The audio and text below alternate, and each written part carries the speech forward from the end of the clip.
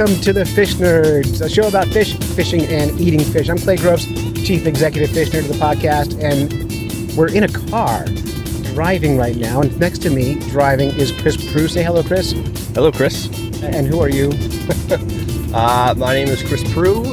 You may have, well, if you listen to this podcast regularly, we recorded a podcast several weeks ago about a documentary I made about the restoration of the floodplain of Tunnel Brook in the western part of the White Mountains. So I guess I'm a media maker. I'm a filmmaker. He runs the Chris Prue Media Empire. Yes. And so this, we'll put another link up on fishnerds.com with this Tunnel Brook video, but we decided to make a trip out, as promised, to revisit Tunnel Brook and see if the brook trout habitat restoration has worked. So we're on the way there. What are your concerns today, Chris? Number one, that we make it. We're driving in a 2005 Honda CR-V. I don't think we're going to hit 200,000 miles on this trip, but my odometer is pretty darn close. That's at 199,275. So we can totally roll that today, or roll the car. Yes, I don't think we'll quite hit the mileage, but we might roll the car. Concerns today, though, we're driving the Kank right now. If you hear the background noise, that's the loud car. Yep, just a quick background. The Kankamagas Highway is one of America's scenic byways. Named for whom? Named for Chief Kankamagas, who was the last Sagamon of the... No, I'm sorry, that was his father, Passaconaway. His grandfather was Passaconaway. Kankamagas was known as the Fearless One, and he was the one who finally led his tribe out of New Hampshire into Canada. He was the one who basically conceded, yeah, these white men are not going to change their ways. Let's get out of here. And he was right. Yes, he was right. Good for him. In fact, not only did we not change our ways, we got worse, if that's possible. So that's, they named this road after him, the Kankamagas Highway. We're driving that today, and, I'm just worried, Clay. This is my type of adventure. I'm not sure if it's yours, so I don't want to hear any complaining after we're done. Yeah, and we will. There'll be plenty of complaining. What Chris is referring to is he likes to fish in places that are impossible to find, really hard to get to, and don't have any fish. And so that's where we're headed today. But just a quick background. Tunnel Brook Road was washed out by Hurricane Irene. How many years ago? 2011 was when it happened. August of 2011. It's 2017 now, so that put it at, 6 years ago, if my math is correct. And basically, Tunnel Brook is just a regular mountain stream in the White Mountains, what you see everywhere. Water's draining off the mountains through a notch, and it collects in the stream, and it eventually empties. And I don't even know where it empties. I think probably into the Ammonoosuc River somewhere, or into a larger river anyway. The story with Tunnel Brook Road was that this is a traditional Forest Service road. It was built in the probably late 1800s, early 1900s, when all of this land that is now national forest was privately owned by logging companies. And back then, they didn't care about conservation or anything. They just wanted to put a road in as fast and as cheaply as they could. So they built a logging road right next to the river, clear-cut everything, and get out of there. So the Forest Service inherited this road when it became national forest back in around 1918. And what they've done is, every so often this road washes out because it's designed poorly. And what they do is they just put it back the way it was. So they fix it. They bring in fill and gravel, and they put it back the way it was. So people who enjoy the road for walking or hiking, some people use it to get to the Mount Moosilauke Trail. They put it back the way it was so people don't complain. Well, in 2011, when the hurricane came and washed it out really badly, they said, you know what, maybe this isn't a good idea to keep sinking money into something that's just going to get more and more expensive to repair. So they decided to do the opposite.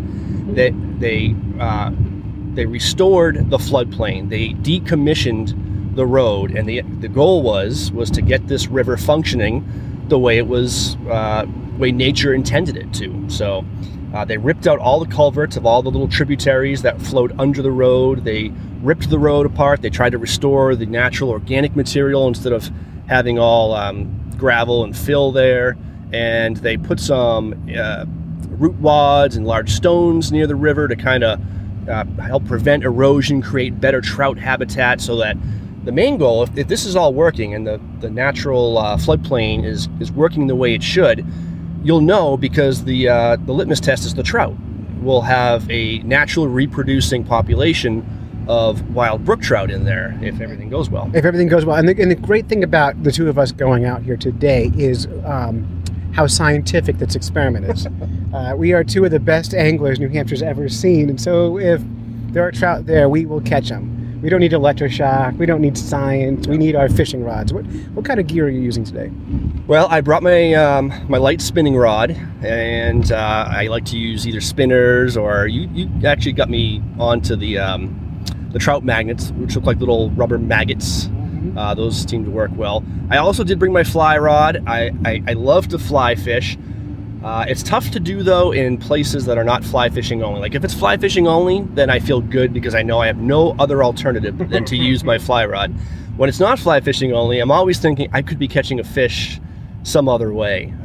Some more effective way with a spinner or something like that. Our fly fishing fans don't like when we say this, but I would pit myself against a great fly angler anytime with spinning gear in an open situation. It really depends. For me, it's Murphy's Law. It's whatever I'm using is the wrong thing, because I've been spin fishing plenty of times where there's been a hatch and you can see fish rising and you can't catch them because they're just they're hooked on whatever's hatching. And so I'm like, if I had my fly rod, I'd have a much better chance. So. But if you had your fly rod, you would be casting wrong, you'd be doing something else wrong, and you'd be failing anyway. So, I don't know. But I appreciate the art of fly fishing, and I wish I was better at it. And I think if I were, I would not be so down on it all the time. I did fly fish a lot this summer, though. It's fun. And all you need is a couple of successes, and then you really enjoy it. Yeah, I still never caught a trout on a fly. I've caught pretty near every other kind of fish, but not trout. I've caught several trout on a fly rod, some nice ones too. And once you get those nice fish, it's pretty addicting. Game changer. And I think what I do is this year I was determined to like marry my fly rod and make fly fishing what I did all summer, and the lack of success very quickly pushed me back to spinning fishing. So terrible start this year. Never get married. It ruins a relationship. No, I'm not going to have any comment on that. So we just got on the downside of the Kankabongas Pass, and we're heading down to Lincoln, New Hampshire, and stay tuned. We're going to be checking in as we get the trip going, and we're going to bring their equipment with us fishing, and we'll do some live reporting from the river. So stay tuned.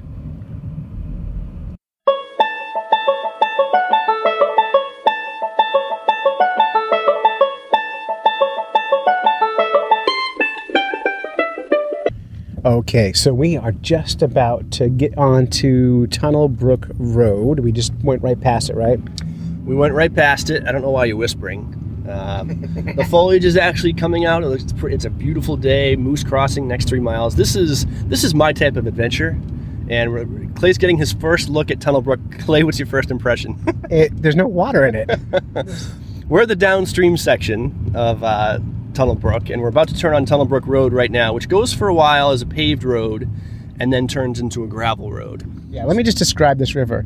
Imagine not a river anymore. Imagine a dried out riverbed with a trickle of water.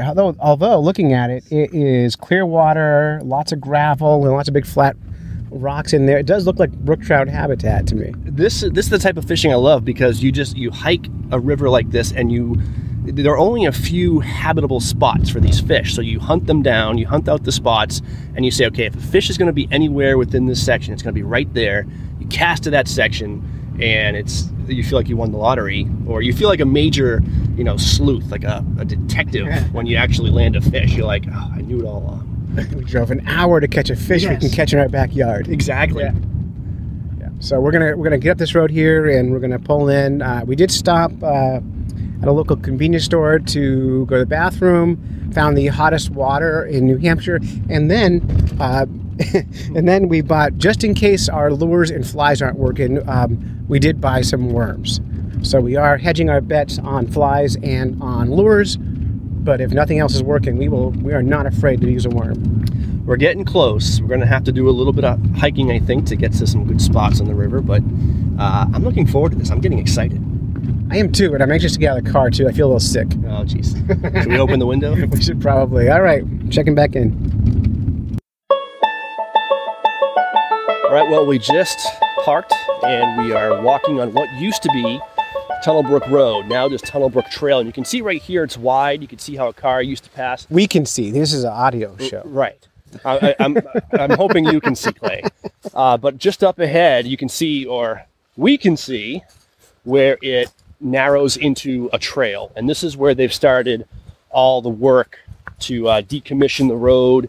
And they had engineers design a plan to keep the riverbed kind of off the trail. There's no water. There's no water. Well, we're walking past an absolutely dry culvert right now. And this is what they call riprap. This is one of the few sections where they actually did make kind of a stone embankment, a bunch of boulders put together to keep the water from really eroding this trail, because if this trail right here gets eroded, you can see up to our right, it's nothing but steep mountain. There'd be no place to walk. There'd be no place to walk. So this is the one place where they do want to keep the river from kind of doing what it wants to do naturally. So at least there's a footpath for us to get by. And now it's like down to like one lane. We got to like walk in front of each other. I'm behind you, Clay, now. All right. So, and we're coming down and we're actually walking in the dry riprap bed right now, trying to find water. So this area right here, this whole area that we're walking used to be a road. And it's hard to imagine that now because it's all dry riverbed channel. And what had happened over the years is the Forest Service had repaired this road over and over from washouts. They put more gravel in, more fill, but at the same time, the river is growing in height because it's washing out, more sediment is flowing into the river. All the gravel and fill that they used to build the road, that goes into the river. So the river itself is getting higher, and it got to the point where the river was at a higher elevation than the road. So it's very easy. You have one embankment wash out, and all of a sudden the river is flowing into the road, and the road becomes the river. So that's what happened here. It's obviously dried out since, and it's just a dry river channel. But we're about to get into the main river stem right now, and we're about to see where they've done a lot of trout habitat building, putting in the root wads, the boulders, and hopefully we'll find a pool or two. Well, I hope so. There is a puddle in front of us. There is a puddle. I don't see any trout in the puddle. No, there's no fish in there. Okay.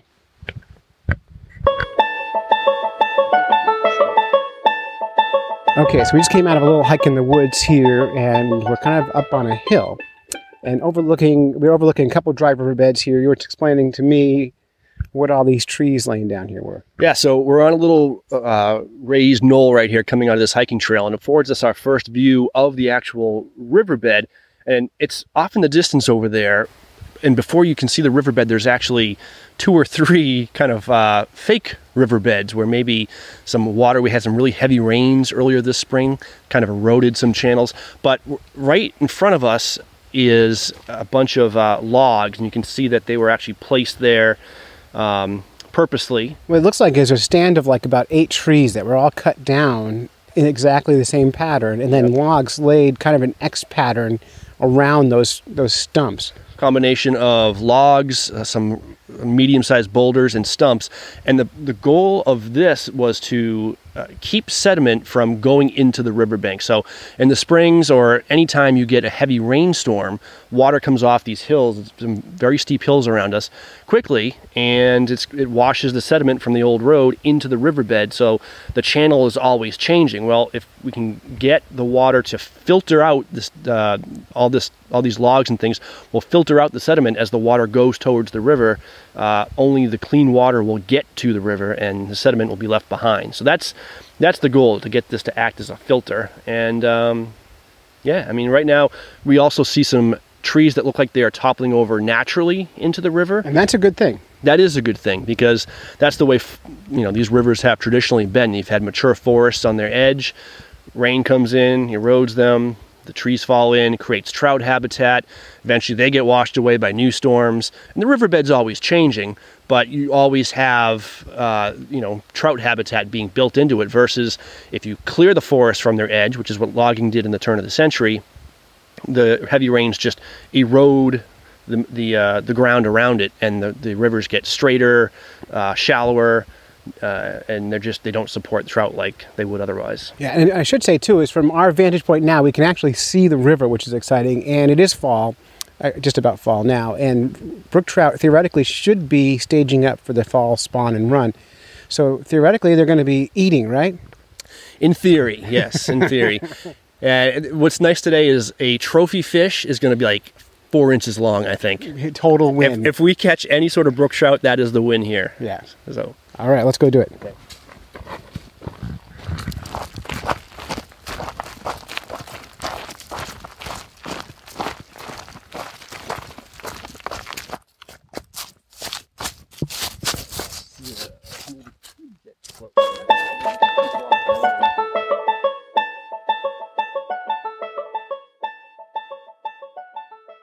We've been hiking for like 17 miles. We're both winded, both hot, tired, hungry.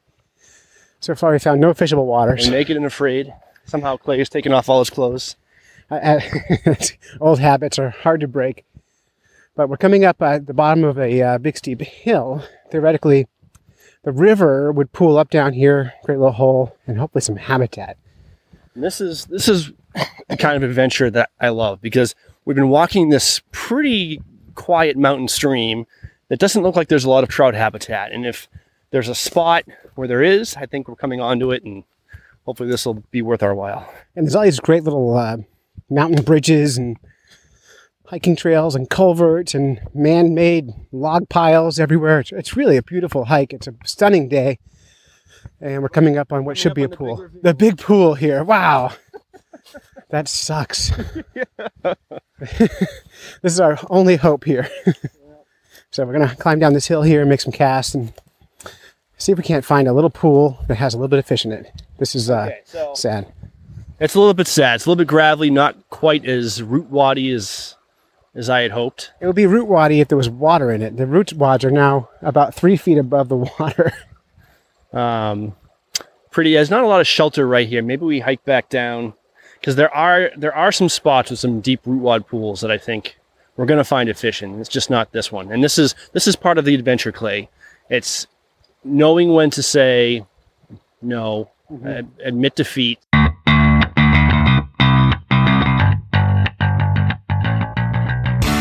Okay, so we are in Tunnel Brook. We found a tiny pool where 2 different rivers combine, and with our eyes, we saw a little brook trout, right, Chris?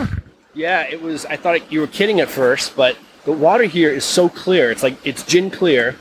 It's this pool actually is kind of funny because it doesn't seem to really be made by woody debris, although there is kind of some wood up ahead. This is mostly just a rocky pool right here. The max depth is probably, we say pool, but it's probably a foot deep, 2 feet deep? I would say a foot in the deepest hole here.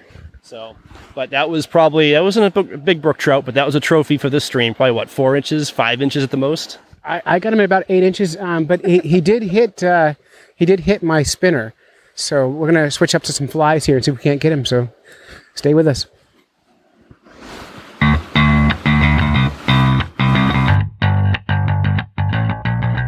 We've identified a fish, as you heard, and he won't eat anything we're throwing. Chris is going to try the caddis nymph on his fly rod and see if he can't make something happen. But I can see the fish with my eyes, so we should be able to get him. Get him, Chris. What are you trying? Little panther martin. That usually does good. I'm thinking the nice thing about this is it's food. Here's my fish psychology at work, which is that's Castmaster, which is pretty flawed. Clay says it's a Castmaster, but my fish psychology is this: the lure represents food, but it also represents another fish. So if this guy's territorial because he's the alpha and this is his pool, he'll be aggressive towards it whether he wants to eat it or not. So, and he's the only fish here, so we can see everything in this pool and we can see him directly. So get him. I'm gonna try to set this camera up.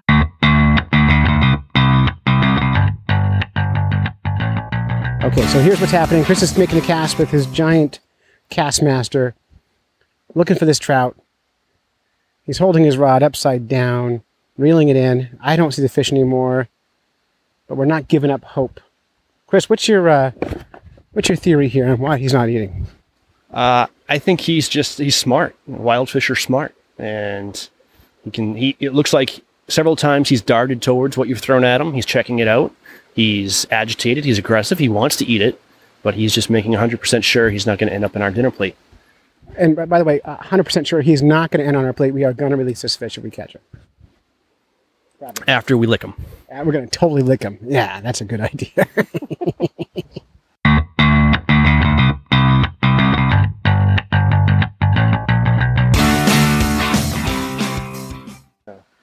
Okay, so fishing conundrum.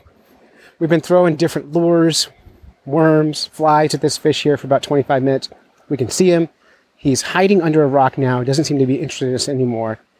Do we travel downstream more and look for more fish, or do we stick it out in this pool until he gets so pissed off he bites? What do you think? Well, we know there's a fish in here, so that it's hard to leave a spot where you know there's a fish, and it becomes kind of like a quest. You want to catch this guy. To teach him a lesson. To teach him a lesson, to show him who's boss. Right now, he's boss. Obviously, he's a very smart fish because he's survived apparently a summer in this tiny little pool. He's got great survival skills. So, and just to describe the pool, we're describing the pool. Its maximum width across is about 10 feet. It gets down to about 3 feet on each end. There's 2 streams coming into it, and again, we said earlier, maximum depth maybe a foot. And he's hiding under a little boulder that's about 2 feet across. Very clear water, very oxygenated. You've got this little waterfall heading into the stream, but heading into the pool.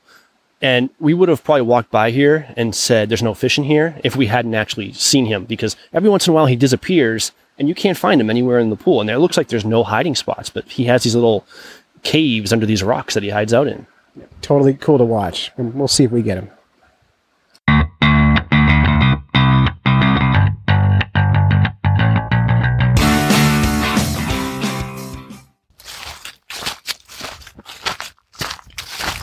You hear that, Chris? That's a sound of defeat. Temporary. The fish defeat is... I was thinking about that fish and how different he is from a stocked fish who spent his entire life in... Well, he may very well be a stocked fish, but he's smart enough that he survived at least a summer in that isolated little pool. Well, wasn't that isolated, Chris? What do we see around that pool? What do we see around the pool? Well, I mean, he can get up and forth in the riverbed, but again, his pool, quote unquote, was a foot, 2 feet deep. So there's not a lot of place for him to travel. No, but he wasn't isolated. I mean, people have been fishing there and camping there all summer. Right. But anyway, he is a survivor, and his mentality is going to be a little bit different. I mean, I'm sure all hatchery fish are born with the instinct that people are bad, but then when your entire life, your experience has been contradicted by people feeding you nonstop, you probably lose some of that instinct, and you're like, okay, people aren't that bad. This guy, we were 100% bad in his eyes. He didn't have any patience for us whatsoever. He was pissed off that we were there. He was swimming in giant circles, darting all over the place, and then finally he hit on a rock, and we never saw him again.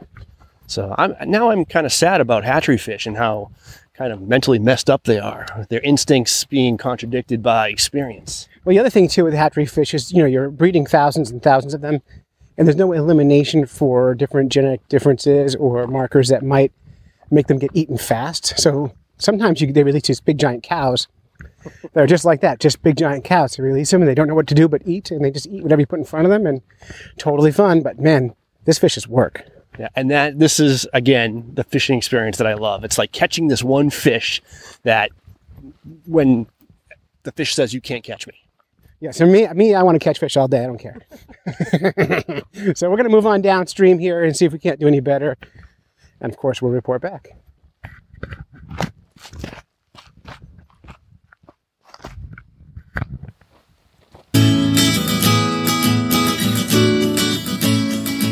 We have a little bit of success here. I've got a little brook trout par on my line here. Nice little wild fish.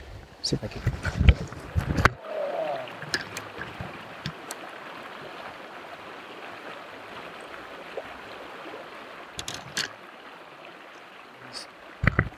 Anyway, I just landed him. He's a little tiny guy. He's about 3.5 to 4 inches long. Beautiful little fish. I'm betting a wild guy. I'm going to take some pictures, and we're going to let him go. Hey, Chris.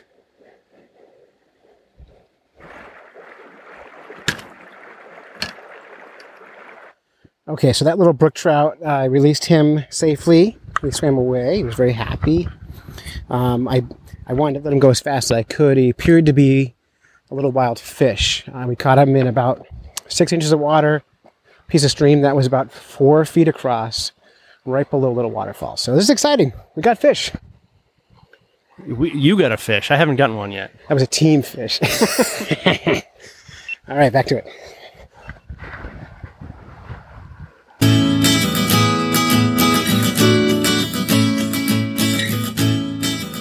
Okay, so we're still at Tunnel Brook. We've been taking a little walk here downstream.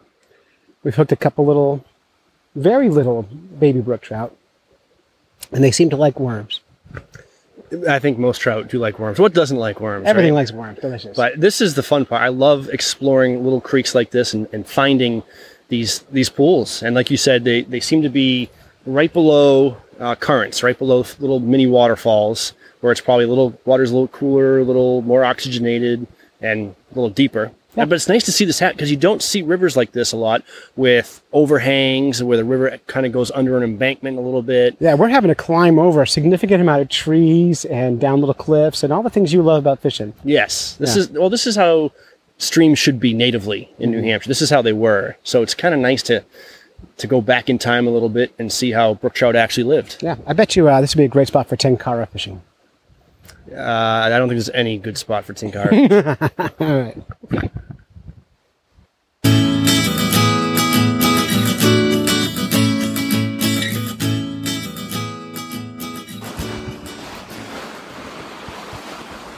Okay, so here we are, the last big pool by the bridge at Tunnel Brook.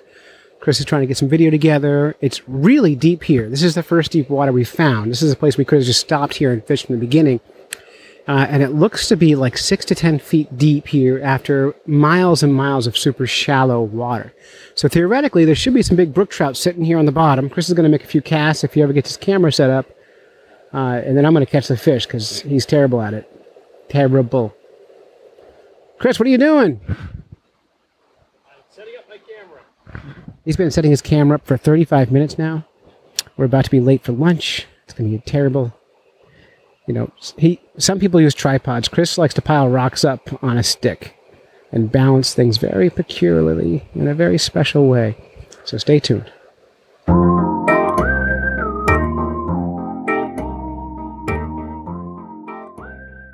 Okay, so here we are, making a mess at Tunnel Brook. Closing up our adventure here with a modicum of success. We've seen a whole bunch of fish, caught 2 little brook trout, saw one decent sized one. But I would say Tunnel Brook experiment is a solid win for us on this return to Tunnel Brook. We'll be wrapping this up shortly. Here, as soon as we climb out of the riverbed. Thanks for playing.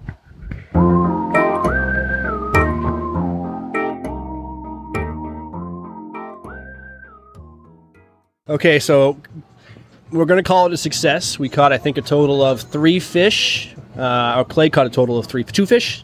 I caught 2 fish at Tunnel Brook, and we saw that one monster there, and then we caught a 3rd fish somewhere else. And in the end, it was exactly as I hoped. This was a major success. We found a lot of trout habitat that you don't see often in New Hampshire anymore. Rivers flowing under overbanks. Is that even a word, an overbank? It is now. It's overbank. It's a compound word.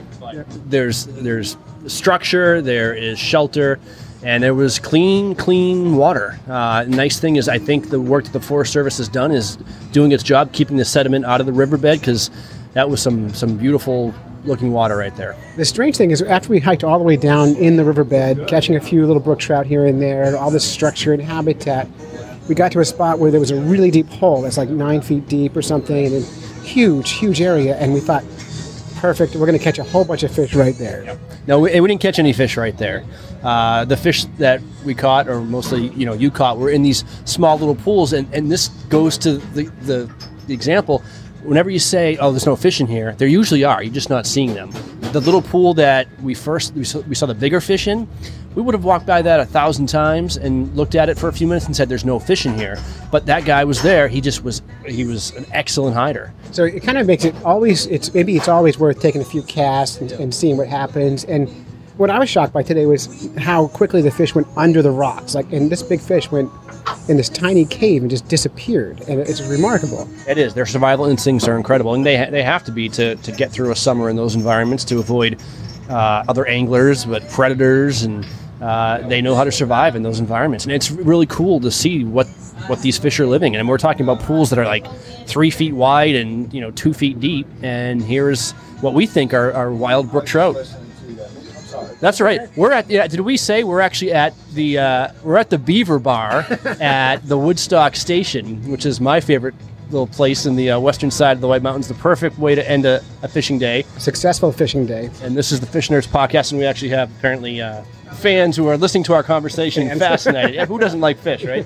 So you hear a fishing story, you want to be part of the conversation. What is your name? Kurt. Kurt, I'm Clay, and this is Chris. Hi, how you doing? Nice to meet you. Kurt. And please tell me you hurt your arm in a fishing accident. No, surgery. I wish it was. You need to make up better stories. Fishing elbow, right? Oh, yeah. Surgery. Yeah. Fast finger or something. Now, do you fish? Oh, yeah. What's your favorite species in the White Mountains? Trout. Trout, brook trout specifically? Brook trout, yeah. Where's the secret spot around here? I don't tell anybody. We were just fishing up in Tunnel Brook. They just did a lot of restoration work on that habitat, and we were catching the wild fish. I like the Baker River, When I was listening to you talking about the fish and the cover and everything, I remember a time I took a wetsuit and I went down and I went underneath a rock and I just watched the trout come in and out and just swim there, and then they just dart out to grab a piece of food and go back, And I just remember that all the time, The water's so cold, though. Yeah. The fish, the point of the story is the fish are always there. You just don't see them. Yeah. Right. It's funny. Incidentally, I did a lot of, back in 10 years ago, I did a lot of electroshocking with the Fish and Game Department here in New Hampshire. And right here on the river here, this is the Pemigewasset, we did shocking back there. And we would electrofish the river, and we were amazed how many fish lived, again, in those where there should be nothing. Yeah. You get 4 or 5 big trout, a bunch of suckers, a bunch of fall fish, all kinds of really cool things. It's really amazing what you can see, Being under the water, too, is really interesting, Yeah, we used to do some river snorkeling, too, which is always a ton of fun. But what's your best technique for brook trout? I just float a worm. That's what was working today, too. And on the way back, we stopped at Beaver Pond, just down the street here, and you chucked your spinning gear for a while, and I put a worm in, and in like 3 seconds, I had a nicely stocked brook trout there. And Clay, of course, got checked by New Hampshire Fish and Game. Just really nice fellow. We're glad you didn't get arrested, Clay. I know, I didn't have my license on me, so he's like taking my name down, and I'm like, oh crap, Where'd you buy it at? Yeah. So Clay always, we both buy our New Hampshire Fish and Game licenses electronically. I actually usually print mine out, which was good today because I could show him. Clay always leaves his on his phone, and of course his iOS updated overnight, and he can't access his phone. So print it out, sign it, have it ready, make their job easier because they're really nice. Well, the hard thing too is I'm a fishing guide. Like I should be the one who has all the stuff. I'm a licensed guide. It doesn't make sense for me not to have my stuff ready, and it's a little embarrassing. So, do you ever get busted? No, I've seen some people get busted in Alaska. I've fished salmon in Alaska, and there are little girls with pigtails carrying a fly rod running across the banks that work for the Fish and Game. That's a beautiful thing. It is. They just, you can't hook the fish. They have to be caught in the mouth, or you have to release them. And it's pretty wild doing that. Yeah, my parents used to live there. They talked about people snagging fish all the time, and that's illegal in New Hampshire too, by the way. So I went in last 2006. I went with my boss. We had to do some work up there, and I was showing him where the waterfall was, where the salmon jump. And when we left, they had 3 native people face down on the ground in handcuffs. They had little sticks with a big hook on the end and a string. And they had like 8 fish there, and they busted them. And it was strange because it was the military personnel who did it. Yeah, well, they're just so protective up there, and they kind of have to be. It's one of those last remaining wild areas we still have, and so they need to look out for it. So let's wrap this up. We're almost out of battery. Nice to meet Say your name again? Kurt. Kurt. Nice to meet you, Kurt. I'm Clay again. That's Chris. We'll talk in a minute. No worries. So let's wrap this up. We're at the Woodstock Brewery, and we're celebrating our double IPAs. We ordered a $5.99 chicken sandwich. Yes, yeah. We an inexpensive and delicious beer. And all in all, this has been a great day. As we were driving here, I'm like, we're both fortunate. We live up here in the White Mountains, and we didn't as children. And I kind of aspired to that. And I just driving here today, I was like, this is it. Doesn't matter what else I do in life. I've accomplished my goals. Right, you live in a great area with some beautiful habitat, great fishing, good mountains. All the things are here. All we need to do is get rich, and then we can really, truly enjoy it. Yes. Working is overrated for sure. Where can people find your work, Chris? My work, you can go to borealisproductions.com. Also check out the TV station White Mountains TV, which is at whitemountains.tv. And also on the Fish Nerds podcast, apparently. And links, of course, at fishnerds.com. All right, let's eat some food. So that's it. You've listened to a bunch of Fish Nerds when you should have been fishing. We'd like to thank our families for supporting us while we podcast, go on fishing quests, and do all sorts of silly things that nerds do. If you would like to support the Fish Nerds, you can go to patreon.com and search for Fish Nerds to help us crowdfund this podcast. Special thanks to Chris Brew of Borealis Productions. And until the next time, I'm going to feel dirty reading this. Follow the code of the Fish Nerds. Spawn early and often. Avoid free lunches with strings attached. Swim against the current every chance you get.